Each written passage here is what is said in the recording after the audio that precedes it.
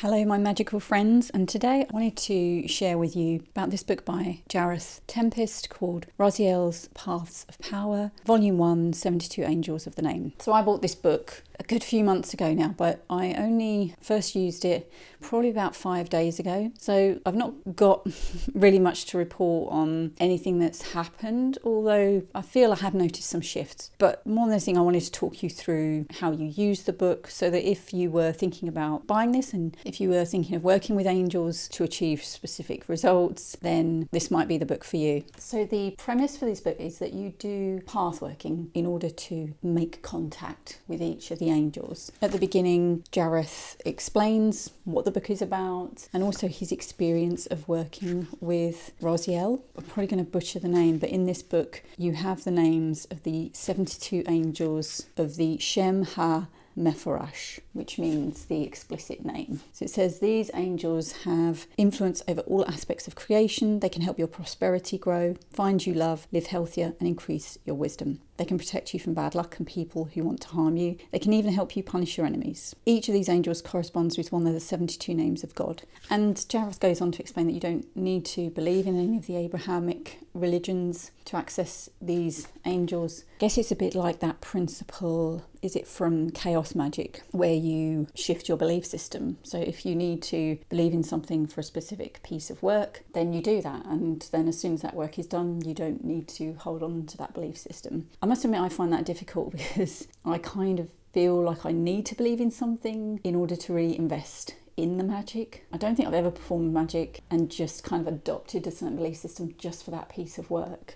But that's just me. I'd find that difficult. So the book it reminds me of the gallery of magic books in the sense that it's very straightforward. Jareth he breaks down the pronunciation of each of the angels. So Jareth takes you through the pathworking ritual. Now the thing is that whichever angel you wish to work with, what you need to do first is you need to do the pathworking for Raziel first, and then what you do is make contact with the angel of your choice by doing the path working for that angel. So every single time you want to work with an angel, the idea is to go through Raziel. I'm not going to show you every page because you should buy the book. That's the path working for Raziel. So you have the pronunciation there. I hope this is in focus. The path working is these specific images, and these are the powers of Raziel that will help you choose whether Raziel or whatever other angel is the angel that you want to work with. What I did to help me with each of the path workings for both Raziel and the angel that I contacted was I recorded on a voice recorder on my phone the path working for Raziel and then the path working for the angel that I worked with or contacted, just because I didn't want to have to keep looking at the book, because I feel that would take away from my visualization of the path working, if that makes sense.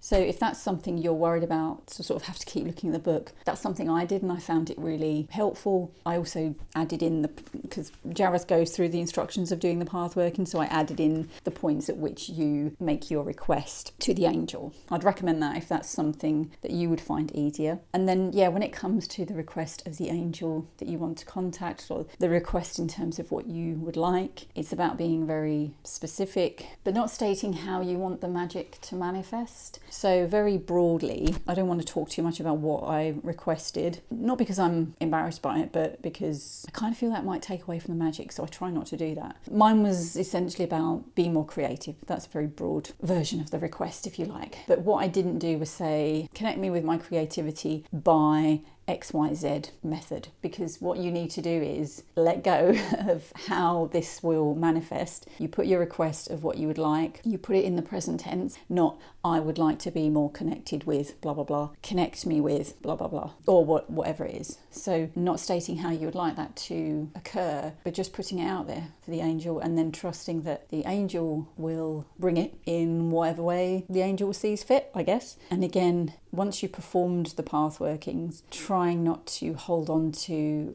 when's this going to happen and how's it going to happen? Just letting it go. You've kind of put it out there to the angel in question who you want to help you. So you need to trust them and kind of let them get on with it. So when you do the path working, Jareth does say that you may experience certain feelings when you contact Raziel and whichever angel you're contacting. I suppose bearing in mind that this can be different for everybody.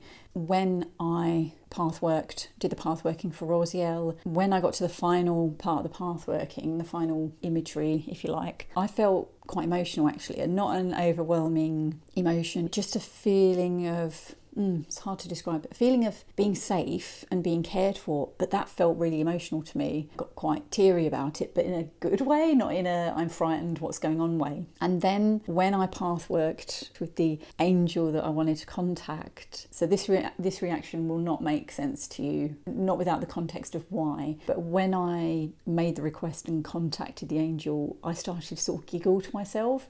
But that makes sense given the reason and my request for contacting that angel. And so I knew that contact had been made. But like I say, everyone is different. Even if you don't necessarily feel anything, that doesn't mean to say you've not made contact. And Jareth does say that in the book. I think you can wait a certain amount of time, but if you don't feel anything in particular, just assume that you've made contact and continue with the pathworking. Like I say, my broad request was around connecting with creativity. Since then, there has felt like this internal drive of needing to create, and almost not pushing myself hard with it, but just this, I need to do something every day to create, and I need to almost surround myself with creativity and watching creative YouTubers and just tapping into that side of myself and freeing myself with that. It feels as though something has started to shift with that.